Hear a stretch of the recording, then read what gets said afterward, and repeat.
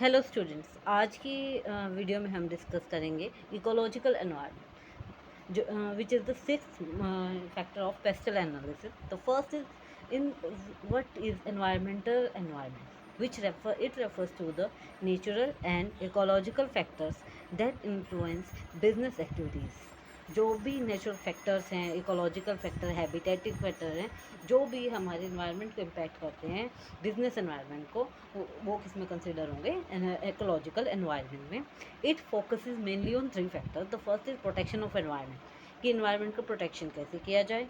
Second is sustainable use of natural resource. Sustainable use क्या होता है कि हम हमारी आज की ज़रूरतों को पूरा करने के लिए जो भी हमारे पास रिसोर्सेज हैं, हम उनको इस तरह यूज़ करें कि आने वाली पीढ़ियों को के लिए ये रिसोर्सेज ख़त्म ना हो जाए. And third is compliance with environmental laws. The third point is जो भी एनवायरमेंटल लॉज हैं, लाइक CSR पॉलिसीज़ हैं, PPP एनवायरमेंट है, वो सब कंप्लायंस करने होते हैं एक बिजनेस यूनिट्स को. तो एक एलिमेंट्स ऑफ एनवायरमेंट क्या एलिमेंट्स होते हैं? First is natural resources. Natural resources क्या हैं? जो कि हमें प्रकृति से मिले, नेचर से मिले, जैसे कि एयर, वाटर, लैंड, मिनरल्स, वो फॉरेस्ट. इसी तरह environmental protection, environmental pollution, sorry. तो एनवायरमेंटल पोल्यूशन जैसे कि कौन कौन से हैं हमारे? Air pollution, water pollution, noise pollution.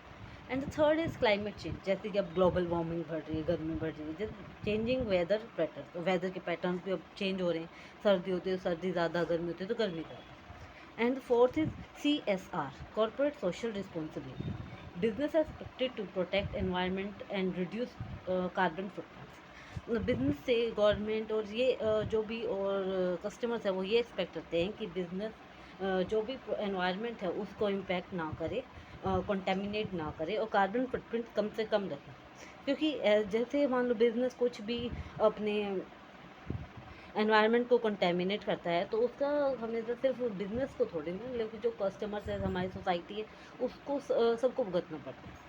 तो and the fifth is sustainable development. जैसे मैंने बताया था, means meeting present needs without harming future generation.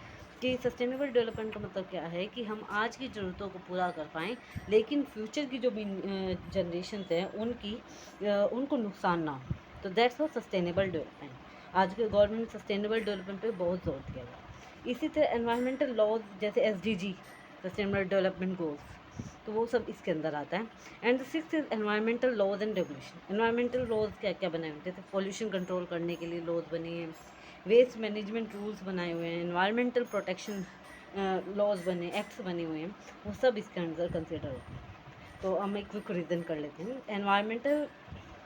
Environment refers to the natural and ecological factors that influence business activities. It focuses on protection of environment, sustainable use of natural resources, compliance with environmental laws. Elements of environmental environment: first is natural resources, second is environmental pollution, third is climate change, fourth is CSR, fifth is sustainable development, and sixth is environmental laws and regulation. This is all for the environmental environment. And thank you.